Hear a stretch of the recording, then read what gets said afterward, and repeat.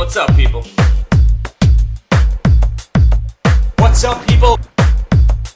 What's up? Hello. Hello!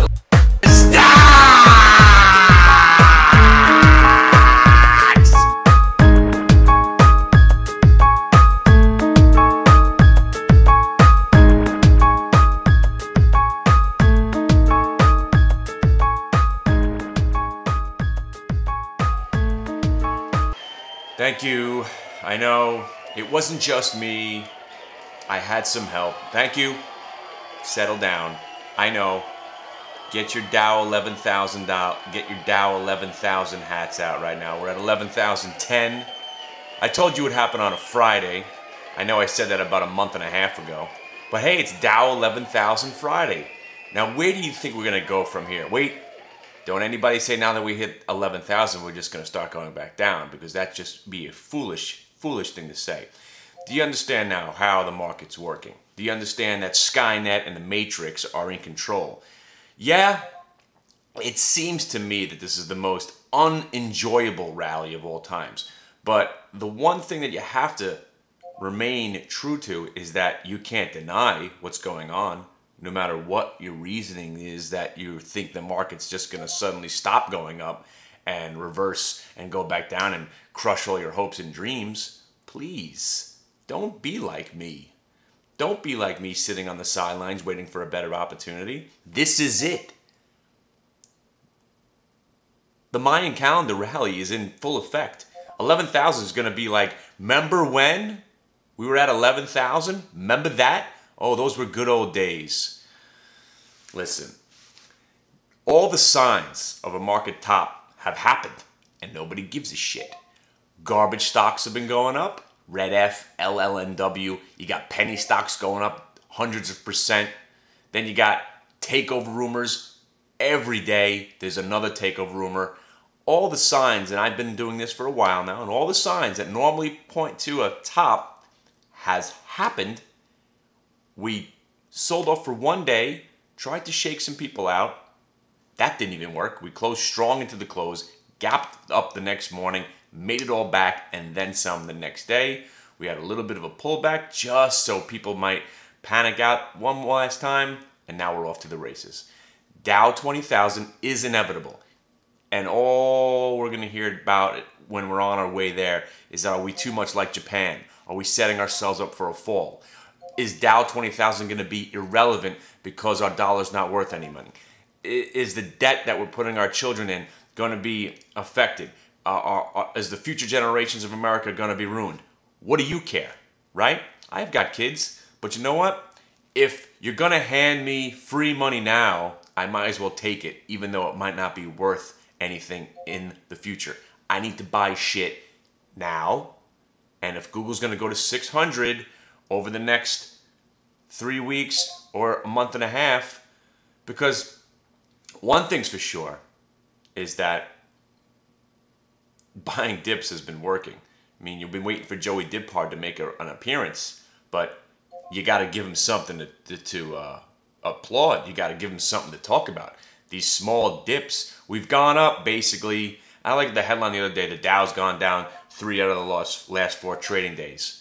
What they should expand that to, the Dow's gone up 30. That's when they're trying to make the market sell off, they only focus in on those 4 days. But if you'd spread it out, the Dow has gone up 40 out of the last 50 trading days. Doesn't seem so bad anymore. It's all manipulation by the government and the media. Now, catch on to that, okay? Okay, let's talk about Adobe. You think they're going to get taken over? Listen, it's just another rumor. Adobe is what I like to call a small monopoly. I gave you a stock pick back in 2007, Dolby. I say Adobe, I say Dolby, Dolby, Adobe, Adobe, Dolby, Dolby, Adobe, Abadi, Abadi, Abadi, Abadi, Abadi, Abadi. Dolby is a monopoly. Every product, electronics, and I love my stereo equipment, I love my TVs, I love all that shit. It's the only thing I spend money on. Dolby, whenever they come up, every product, they get a licensing fee. How could they fail as a company? I've always loved that stock. The Kroll Fund still has that stock somewhere. I don't even talk about it because When I refer to the Kroll Fund, these are stocks that my father hangs on to. I tell him to hang on to them, and he doesn't care. He's owned CRXL now since, I believe, I don't know, maybe 10 years. We read about CRXL back, and I think the stock was 16 or 18 or 20 something, and there was a takeover rumor. We had read about the company. We had some analyst that was talking our ear off about it. So 10 years later, we finally made some money on that stock. Okay, but we're talking about right now, and the reason that you're not getting involved in the stock market and how the media is telling you that the common investors are out. That's why we're going up.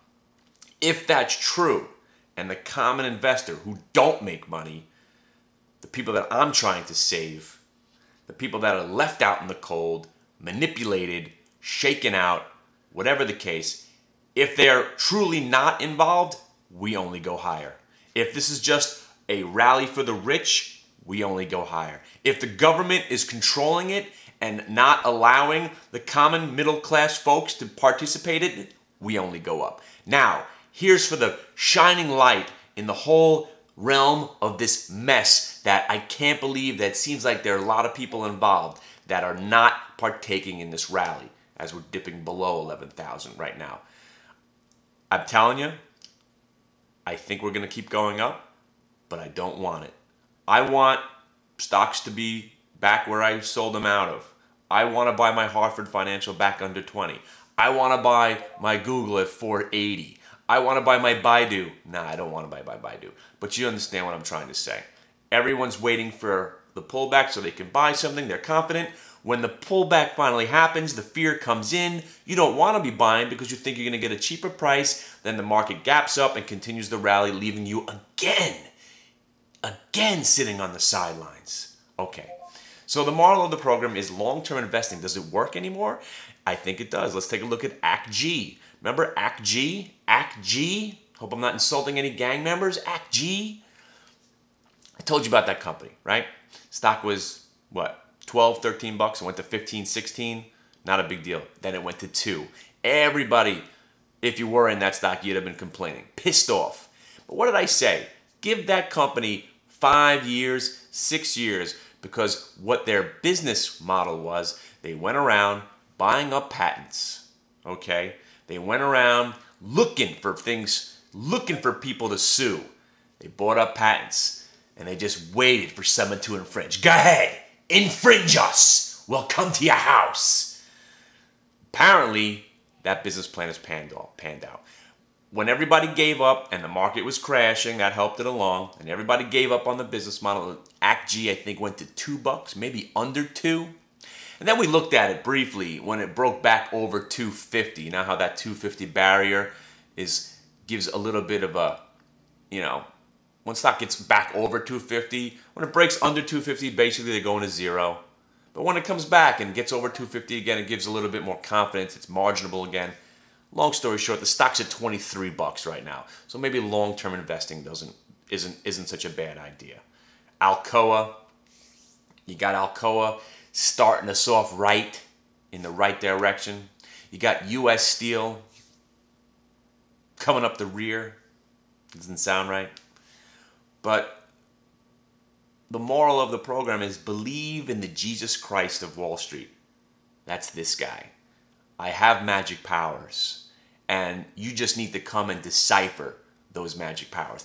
Now, let me just explain to you what I've done. Maybe 10 swing trades in the last month and a half.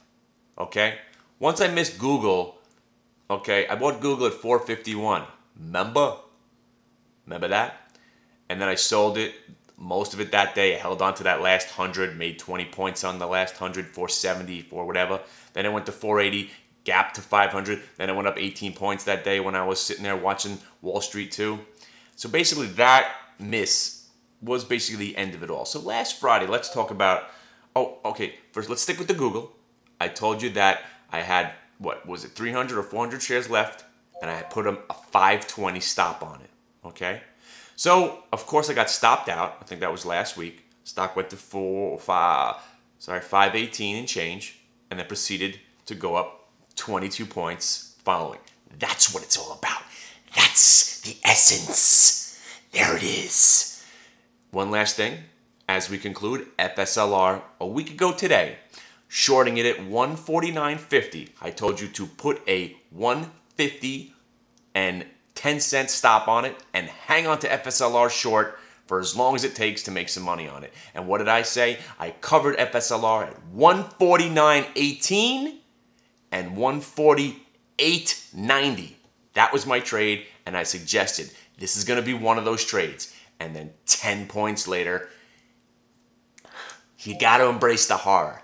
It's those subtle picks. It's not me talking about Dow 20,000. It's coming to the chat room, figuring out what I have just recently done, because every single trade since I've been doing this, since July 20th, my track record is 100%. Every trade I've gotten out of has gone higher. Every market call that I didn't get involved in has done well. Everything I have done has basically had some adverse effect on me, therefore profiting those who believe. So believe already. Believe. I would much prefer Krull.